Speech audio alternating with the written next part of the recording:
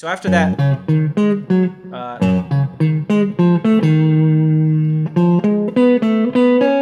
then he gets into another 16th note thing where he goes from the 3rd fret of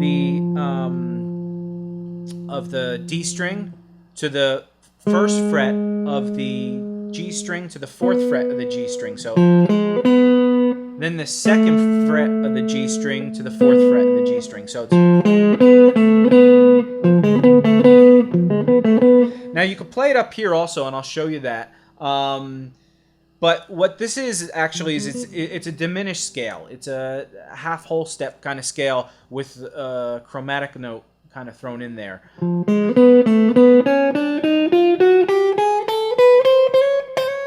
And that's the whole scale. And we'll go through that real quick. I'll show you another way that you can play it.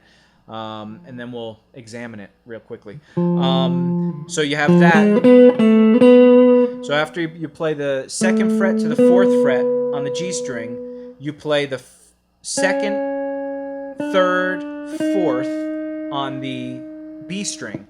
But in order to get this grab, I slide up from... I play the 1st finger on the 2nd fret, play the 2nd... I slide that 1st finger up to the 3rd fret, and I pick that note. All these notes are picked. Then you play the 2nd finger on that 4th fret. So it's... Then your pinky plays the 6th fret on the B string, slide that up to the 7th fret on the B string. Then you do the same kind of pattern on the E string. From the 3rd fret, slide up to the 4th fret, play the 5th fret, pinky on the 7th fret, and slide up to the 8th fret. And then you slide this note 8 to 9 twice. So that whole thing is...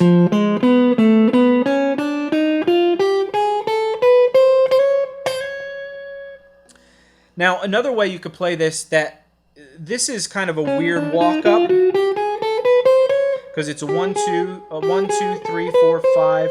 It's basically 5 notes on each string. 1, 2, 3, 4, 5. 1, 2, 3, 4, 5. And then you slide up to that 6th note. A lot of people aren't comfortable with that. I wasn't. I see Guthrie doing this a lot, though, with a lot of the things that he plays. He'll slide up with one finger, 2 or 3 frets. It's an odd feel, but it actually sounds pretty cool. You know, we're used to 2-note per string scale or 3-note per string. Sometimes you break into 4 notes, but getting into 5 notes per string is just a weird picking pattern too. But for me, this became the more comfortable way of doing it, as opposed to jumping all the way up here and doing...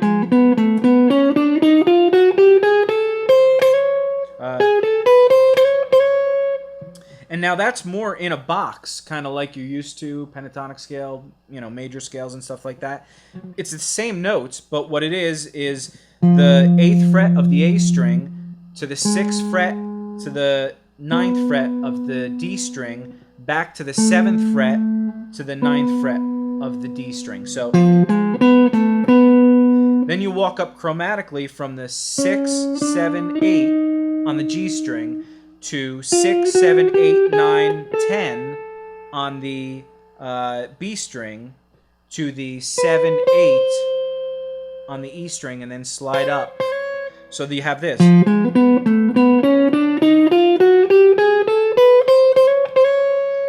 As opposed to...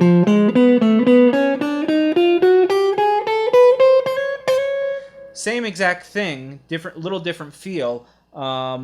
Whatever you feel comfortable doing. I just felt more comfortable when I was holding this vibrato note to stay right here, as opposed to jumping all the way up here. So it's all a matter of preference. But again, I see Guthrie doing the slide up with single fingers more than I do seeing him do big leaps between positions. But again, it really doesn't matter. It gets the job done either way. So then you slide in from the 8th fret to the 9th fret on the E string. You do that twice. Then you go down and slide back from the 8th fret to the 7th fret and go to the 5th fret. So it's... I'm sorry. Then you walk up 5, 7, 9. So it's... Then you slide up from that 5 to the 6th, and you go down an arpeggio from the 7th fret on the... That was all on the E string. Then you go down to the 7th fret of the B string to the 9th fret of the G string. So it's...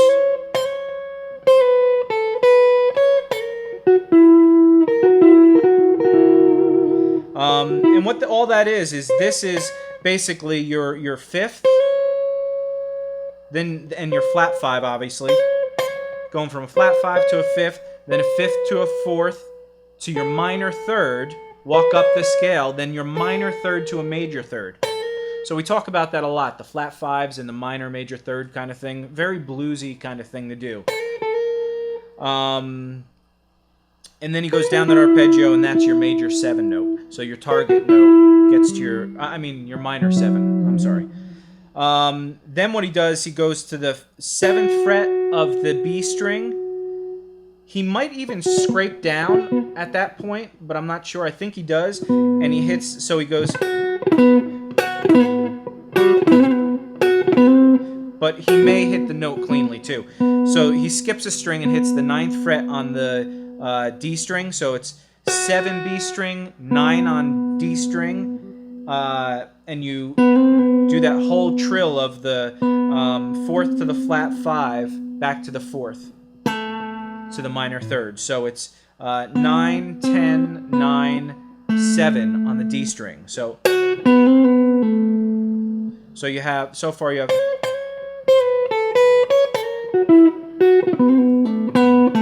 Then he goes back to the 9, 7 on the D string. Then he goes chromatically up from the 7, 8, 9 on the A string. So that whole thing...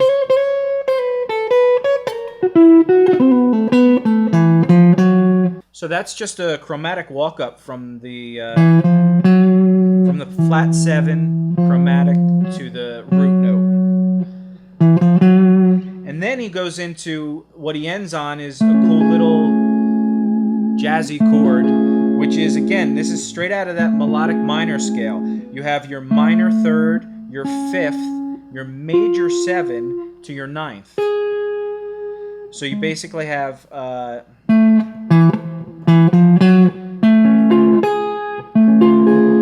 And I like playing it in this position. I'm going to go over a whole bunch of positions real quick. Because when I was transcribing this, I really didn't know where he went. I thought he went to... And then slid up that note. But it sounded like all 4 notes were ringing together at one point. So that's where I kind of got this. They don't really ring together, but as he's lifting one off, it just sounded that he was playing it like this. And again, knowing his technique by watching him play a bunch, he likes to use these fingers and go up arpeggios. So it just made more sense. Again, not leaping in position too much, go up here and do this, as opposed to move your fingers down here or some other iteration of it. Anyway, so long story short, it's 12th fret, 11th fret, 10, 9 on the A, D, G, and B string. And again, that's straight out of your melodic minor scale. So, and he picks those, again, some of them ring together, but as he gets to that 3rd note, it sounds like when he's about to pick that 4th one, his pinky might come off. I don't know. But it's very, you can practice it one note at a time. So he does that. Then he goes down to the 7th fret of the B string, then the 7th fret of the E string, and slides up. So the whole thing is...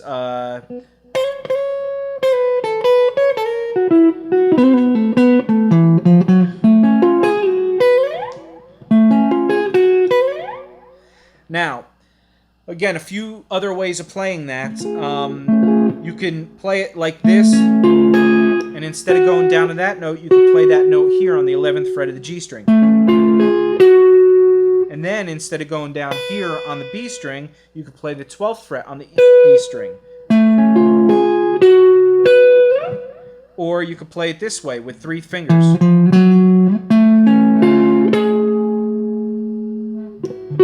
And go down a scale. So it's 12, 11, 10 on the A, D, and G string. Then go down a scale from the 13, 11, 10. I'm sorry, 13, 11, and then hit that 12th fret on the B string and slide up. So if you're not used to using chicken picking in your fingers, you could just do it all with picking.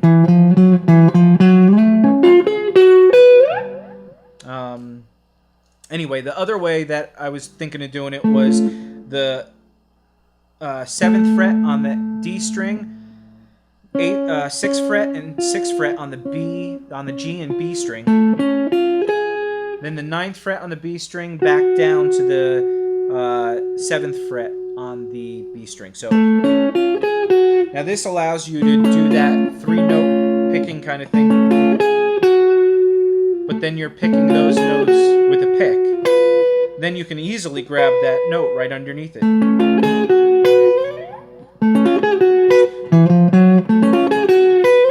And that might be how he's doing it. The last way I was figuring to do it, again, trying to get as many notes to ring together, you can do the 7th fret on the D string, 6th fret on the G and B string, 4th fret on the E string. So then your pinky could go back on that 7th fret of the B string and then slide up from the 7th fret on the E string. Now, a cool reason for doing all these iterations instead of just doing it one way is, one, you get to know your fingerboard a little better, your fretboard a little better. Plus, you're learning chords. If you just did it this way, you might look at that as just a scale, an arpeggio with a scale, but you might not see this whole chord, or this chord. And they're just really cool chord voicings. So anyway, that's that section. Let's actually dive into that diminished scale real quick, and then we'll end the lesson with that. All right, guys. So before we finish this lesson, I just wanted to touch base on that diminished scale. There's 2 different versions. There's a half step, whole step, a half step diminished, whole step diminished. It starts with basically on your root note, if you start with a half step or you start with a whole step. Anyway, we're going to get way into this. It's a really cool scale, and a lot of guys use it, especially over 5 chords and stuff. It gets a lot of altered notes. Anyway, or over altered chords, basically. Anyway, so if you're not familiar with this scale, you have heard it a lot before in a bunch of different things, like Yngwie Malmsteen plays this. You know, in the jazz thing, sometimes it's mixed with chromatic notes, so you won't really be able to determine exactly what it was. But if you know this, you know the scale. That's basically this scale.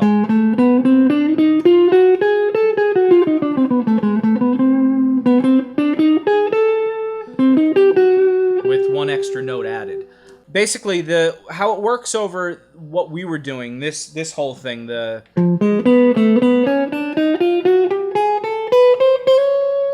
whole thing. So this is starting on the F note. That's our root note. And this is a whole step, half step, diminished scale. So it's starting on a whole step. So it's 2, 4 on the E string, then 5, then 7, and that's your whole step, half step, whole step. Half step would be 8, whole step would be 10, half step would be 11, whole step would be 13, then half step would be, again, your F sharp note, which is your 14th fret. So now you can run that up, all on 1 string, or you could do it symmetrically in a scale.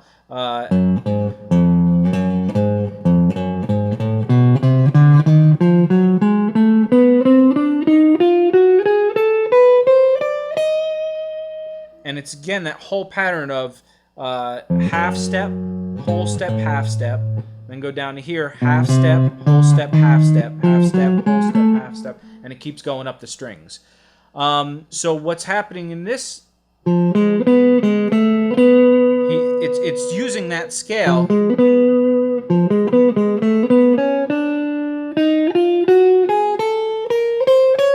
with one extra note added in between all that. And that's a cool way to break up a scale. You'll be familiar with this, like when you play pentatonic scales. Instead of playing pentatonic, you throw the flat third or the major third, or the flat fifth or the major third. You can throw in that major seven for the melodic minor kind of feel. You could throw in a major sixth. You have pentatonics based off of the major sixth.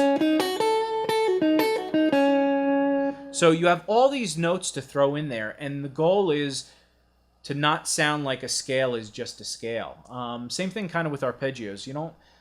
Back in the 80s it was kind of popular to sweep pick like these long, fast arpeggios. But again, it just sounded like a whole chord. A cool thing to do is do a few notes of an arpeggio, a few notes of a scale, throw in a chromatic note that has nothing to do with any of it. And that's how you kind of get outside of just sounding like you're walking up a diminished scale. Well, that's what Guthrie does here. He throws in, you're doing this diminished scale, and then you throw in like one note here or there. So the diminished scale is this, but on this string he throws in, this note. So instead of this, he throws in this one note here. And if you analyze what's happening on that E string, this is just your ninth. You got your F, you have your 9, you have your minor third, you have your fourth, and your flat 5. So this scale is very reminiscent. You do this when you play your blues scale. If you go down that half step there to your ninth, you have your diminished scale.